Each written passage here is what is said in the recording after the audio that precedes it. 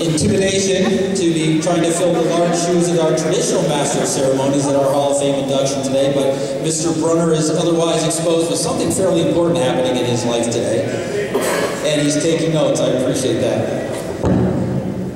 As you know, each year we gather together to honor those folks who have contributed in incredible ways to the history of Grant County sports.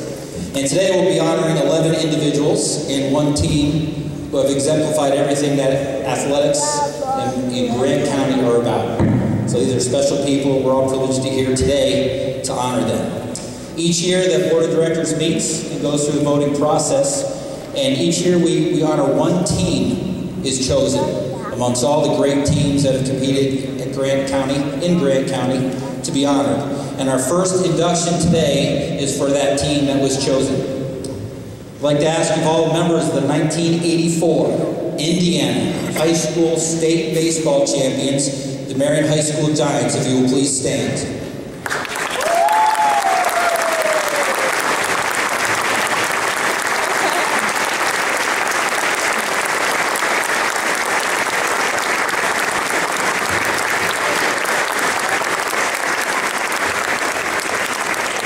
The 1984 Marion Giants combined strong pitching, led by Ben Bernard and Steve Huffman, excellent team defense, and timely hitting by Tony Thompson, Joe Johnson, Scott McKinney, Ben Bernard, Dave Sherman, David Grandee, and Andy Cassidy. It truly was a team effort. Following the championship game, Glenn Petroff was presented the coveted L.V. Phillips Award for Outstanding Mental Attitude. We're going to be honoring each member of the 1984 Giants baseball team with their own certificate today. Presenting those certificates are board members Chuck Landis and Virginia Drake. And I'll be introducing each member and ask them to come forward as I read your name, please. Ben Bernard.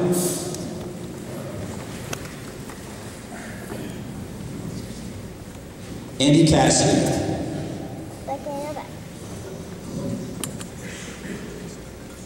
Kenny Kraft. Mike Kraft. Dave Gandy.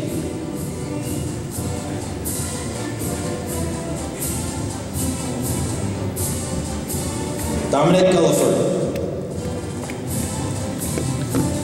Steve Huffman. Derek Hutchison. Joe Johnson.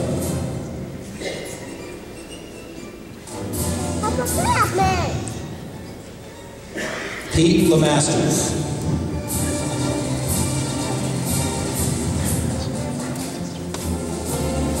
Andy Lyons.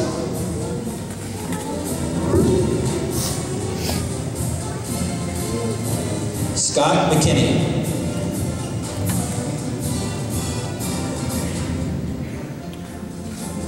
Glenn Petroff. Mike Reeves. David Sherman.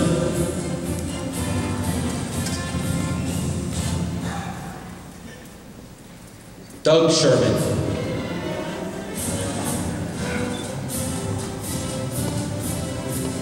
Keith Slaughterbeck.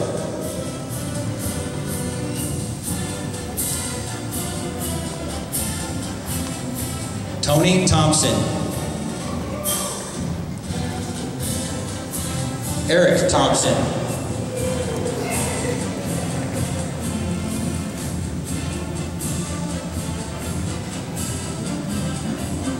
Todd Wagner.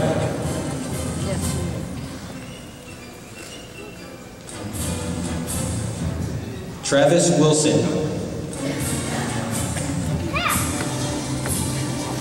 Manager for the 1984 Giants, Scott Sexton and Troy Scott. Head coach of the 1984 state champions was Mel Weissong. We have his wife Martha Weissong here today to accept his certificate.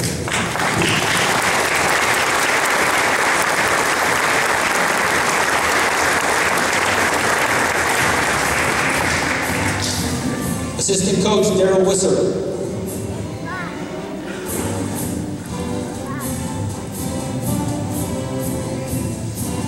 Assistant to Jack Kolska, Don Hall.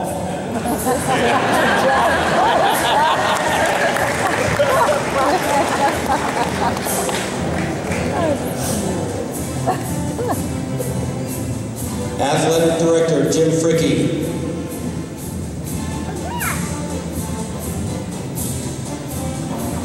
And Principal, Dick Persinger.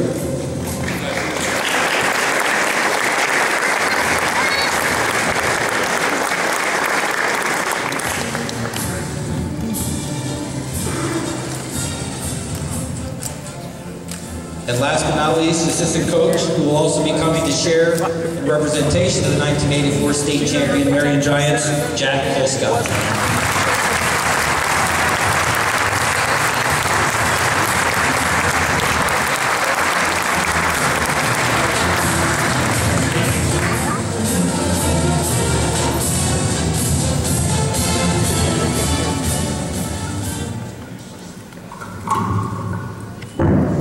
Thank you, Mark. My job today is to talk about the team that is about to be inducted into the Grant County Sports Hall of Fame, the 1984 Marion Giant Baseball team. First, I want to introduce one of the Giants' biggest fans.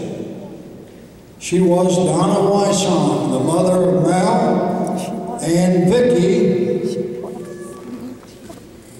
Do I have that right? The daughter of Donna. So if they would stand up, please.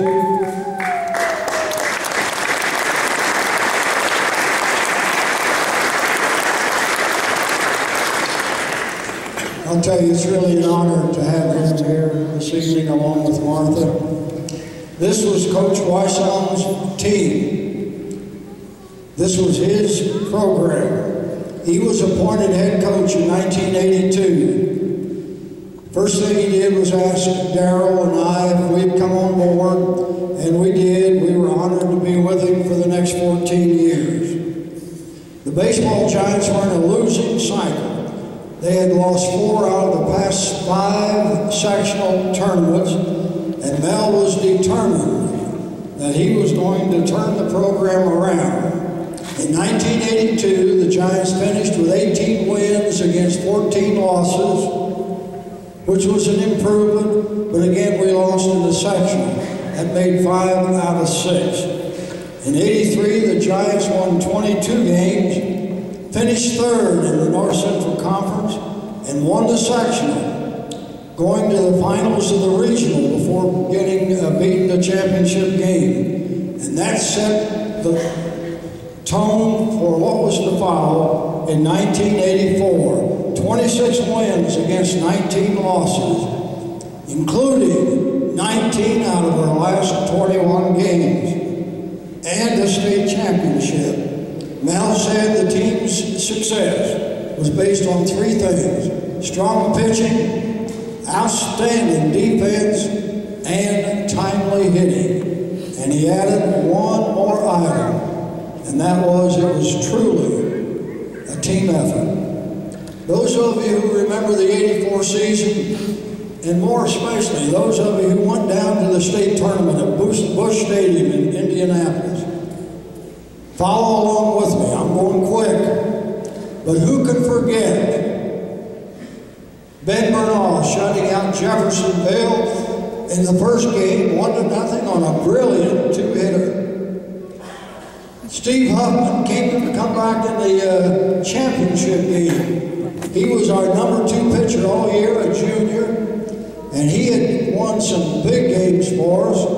He held that strong hitting Prairie and Meridian team to 2 runs, one of which was unearned, and 5 hits. And who could forget Scott McKinney, that strong throwing right arm that in the championship game picked off 2 runners at first in collaboration with Glenn Petrov, which things that they had done all year long. And he threw out a runner at 3rd trying to steal. third base. That kept them out of a lot of scoring opportunities. And who could forget Glenn Petrov? He was superb at first base all year long. And after the championship game, to be presented with that L.V. Phillips Mental Attitude Award for the state of Indiana was certainly most deserving. And Derek Hutchison, we like to call him Deke, playing superbly at second base, great defensive second baseman. I still remember that double play that he and Andy pulled off with Glenn, and that runner from Perry Meridian, I'll tell you, was coming down into the second baseman. He got to throw away, not surprising, a big double play. He continued to play well for us. Andy Cassidy, you may not have known it, but he wasn't supposed to play in the state tournament. He had a bad case of pleurisy early in the week. In fact, the doctor told him, I don't think you'll be ready for Friday night. He not only was ready, but who could forget? He had 8 ground balls in that one game, 8 assists, including one that he and Deke and Glenn pulled off for a double play. And there was Keith Slaughterback. He was our third baseman. He played third baseman half the time. That's because Steve Huffman played when he wasn't pitching, but he was pitching half the time. And Keith was just a great third baseman, and he played well in that Perry Meridian game. And who could forget our triples man, Joe Johnson. You won't believe it. I don't know how many triples he hit that year. But who could forget in the semi-state down at Richmond, in that big cavernous stadium, we were playing North Central of Indianapolis, and he had 2 triples to the deepest part, helped us to win that game and win the semi-state. In the state tournament against Jeffersonville, you remember the score, don't you? 1-0. He came up with a man on first, 2 out in the 3rd inning, and he had one to the deepest part of right center field at Busch Stadium for another triple. And that was the only run of the ball game, and that's all that Ben needed. And in center field, what could I talk about Tony without talking for the next 10 minutes? I mean, he was our regular catcher as a sophomore, all NCC, regular catcher as a junior, all NCC. And in the senior year, Coach Mel, in a brilliant move, asked him to move to center field to make room for Scott McKinney. That meant we were strong behind the plate, and we had a great center fielder. And who could forget, in that Perry Meridian game, we're behind 2-1 in the top of the 6th, and Tony comes to the plate with the bases loaded, 2 out. They had just brought their star pitcher back in relief, Rittner, and it was a confrontation between one of our best hitters and their best pitcher. And all he did was hit that screaming line drive down the third baseline and went all the way to the wall, scored 3 runs, gave us a 4-2 lead, and that's all Ben needed to mop up. Dave Sherman. Oh my God, he was our handyman. He played first, he played the outfield, he was a left-hand hitter. He came to the plate early against Perry Meridian. They had a 1-0 lead. And he drove the ball to the scoreboard in left center field. It hit the scoreboard, went into one of those holes. It was a ground rule double, but it scored a man from second. That tied the ball game up. That really kind of rejuvenated our kids who were wondering whether we could hit Perry Meridian's pitching or not. David Gandy, I'll tell you, he's one of 8 seniors on the ball club. He was our DH hitter, which means that he is depended upon to hit the ball, get a base hit, move a runner around. He is the one that got the base hit, sacrificed the second, and scored on that booming triple by Joe Johnson. Dominic Gulliford, he was one of those 8 seniors. He was a great athlete in his own right, but he was one that whatever Coach Wysong called him to do, he did, and he did it well. Whether it was pinch hitting, playing first, playing the outfield, whatever he was supposed to do. And there was Mike Kraft. Doggone, he was our number 3 pitcher. He was starting outfielder at times, good hitter. In the regional over at Blackford, in a bad fall, he dislocated his shoulder. He was out in both semi-state and the state tournament. He helped us so much during the season. And his brother, Kenny, was asked to take his place in our roster for the tournaments. And we had 6 others. 5 juniors and 5 sophomores and 1 freshman. The sophomores were Pete Lemaster, Doug Sherman, Todd Wagner, Mike Reeves, and Andy Lyons, and they all played a role during the season and in the tournament. And can you believe a freshman being part of a state championship team and winning the state? And that was Travis Wilson. Now I want to tell you, Coach Wysong believed in all of his players.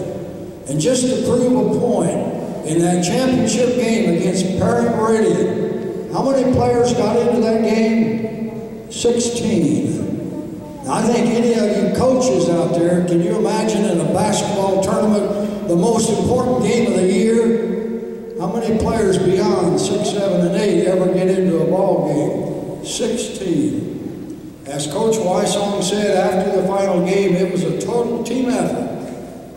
So here are the 1984 baseball Giants. 21 outstanding baseball players, and equally important, 21 outstanding young men. How about a nice hand for the team?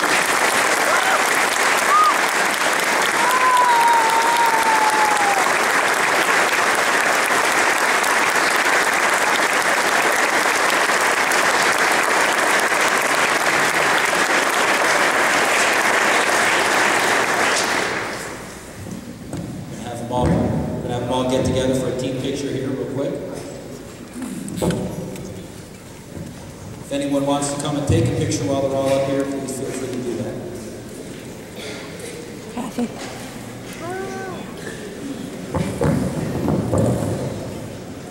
With all due respect to those of you who are involved in other sports, as a former baseball coach, I think it's very clear that baseball is the hardest sport to win a state championship in. Very good picture.